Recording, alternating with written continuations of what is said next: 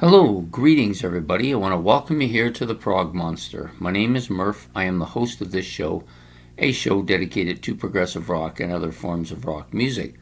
So we're here tonight to do an episode of Not What We Hoped For. Yes, I do this episode every couple of weeks, alternates with big surprises. So this week we're doing this episode. It's an episode in which I talk about an album that I like a lot, but for some reason I had expectations that were higher and it never really achieved that.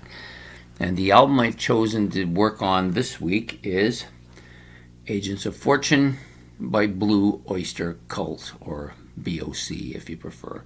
So this album, I think, is their fourth studio album. Came out probably, I think, 76. Just let me check here. I think it was 1976.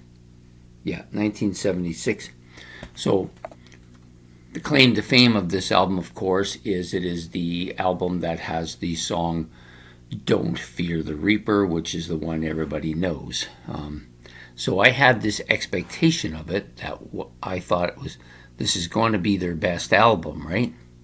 And the reason I had that is because I had another album by them. It was the first one I ever had, called Fire of Unknown Origin. I got that. I liked it quite a bit. In fact, I loved it. It became a masterpiece for me eventually. So, but I never bought another one. So I think I bought that one in 82 or maybe 81, and I had it until, right up till very recently. So I still have it. So almost 40 years went by, more than 40, about 40 years went by, and I hadn't bought a second one because I don't really know why. It's just, that happened with a few bands. This is just one of those bands, and I liked that album a lot. So when it came time to start doing this channel, I decided I was going to get another Blue Oyster Cult album, and the one that I got was this one. I figured this is the one with Don't Fear the Reaper on. It's going to be almost as good. I think the biggest surprise for me is how different it was from Fire of Unknown Origin. It didn't sound anything like it. So to me, it was almost like a different band completely. But then I've since discovered that many of their albums are like that. Blue Oyster Cults albums are all very different. None of them really resemble the other ones. And so I guess I was a little bit disappointed because I wanted another Fire of Unknown Origin, and I got this, which is very different. So I didn't initially like this, and this is a remastered edition, so it has about 5 or 6 bonus tracks on it, including Fire of Unknown Origin. But the album has kind of grown on me a little bit over the last 3-4 years since I got it. I do like it a little bit more than I did. Tattoo Vampires is fantastic. This ain't the Summer of Love, kind of a different tune. Of course, Don't Fear the Reaper's on here. ETI is really good too. And then even the Vera Lynn one, where is it? The Revenge of Vera Gemini. Even that has kind of grown on me. The rest of the album still hasn't really caught up to it, although I do like True Confessions a little more now too. But at the time when I got it, I was disappointed when I listened to it. I thought, this is not what I thought it was going to be.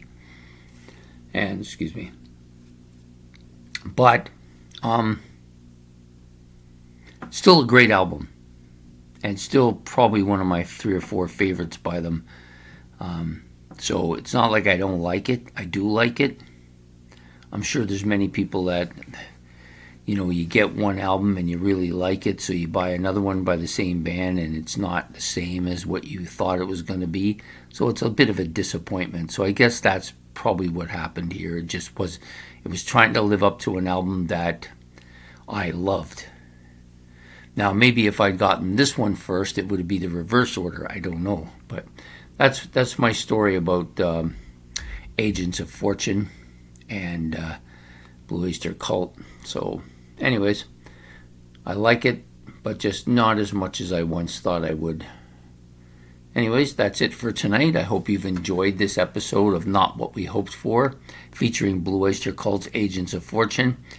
If you did, please hit the like and subscribe. That's much appreciated. Don't forget the notification bell above my head so you don't miss any more of the episodes on the channel. And if you have any comments about this album or anything I've said, you can put those in the comment section below. And just remember, it's not a question of not liking the album. I do like it. In fact, I like it a lot. I just don't think it quite achieved what I had in mind for it. Anyways, take care and have yourself a good evening, and goodbye.